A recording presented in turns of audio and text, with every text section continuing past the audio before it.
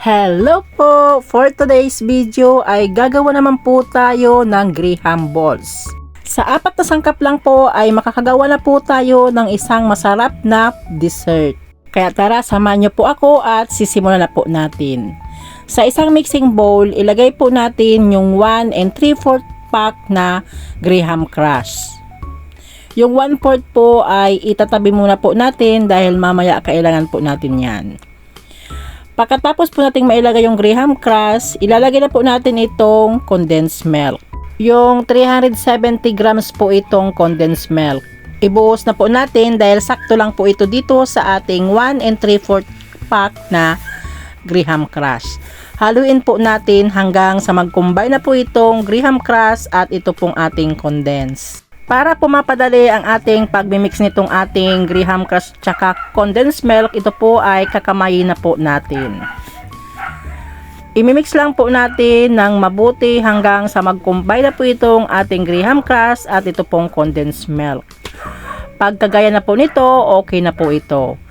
Kaya magsisimula na po tayong gagawa ng graham balls. Ayusin ko lang po ito para po magkasya dito sa aking camera.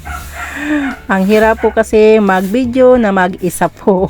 Bali po pala 2 pang palaman po natin ang gagamitin po natin. Ito pong mangga at ito pong marshmallow.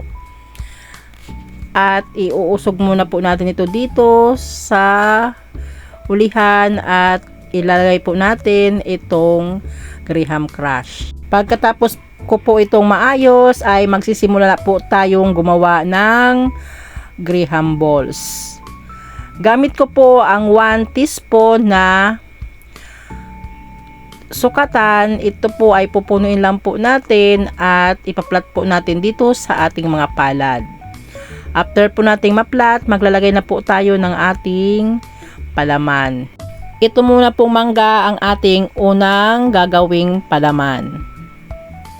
I-fold lang po natin at i-form na po natin ng pabilog. At i-coat na po natin dito sa ating graham crush yung tinira po natin kanina. Sabi ko nga po, igilid lang po natin dahil kailangan po natin pa. Ulitin lang po natin sa mga natitira pa. Habang gumagawa po tayo nitong graham balls, sa mga hindi pa po nakapag-subscribe sa aking channel, pa-subscribe naman po, pa-like na din po at pa-click na din po ng notification bell para parati po kayo updated sa mga bagong video ko pong i-upload. Salamat po! Pwede rin po pala kayong gumamit dito ng sprinkles o yung chocolate chips na maliliit na pang-coating.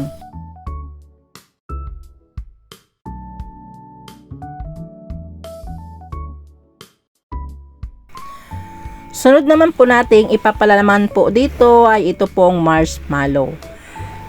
Ulitin lang po natin, iplat lang po natin dito sa palad at ito po ay ilalagay na po natin yung marshmallow. At ipo-fold din po natin hanggang sa ma-form po natin ito ng pabilog.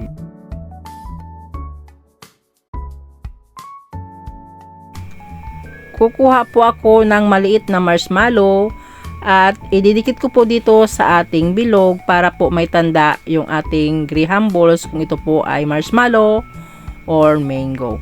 Yung mango po hindi na po ako naglagay kasi ito na lang pong marshmallow ang aking lalagyan ng tanda para po malaman kung ano po palaman nitong ating graham balls. Ulitin lang po natin hanggang sa maubos na po natin itong ating pinagmix na graham crush at condensed milk.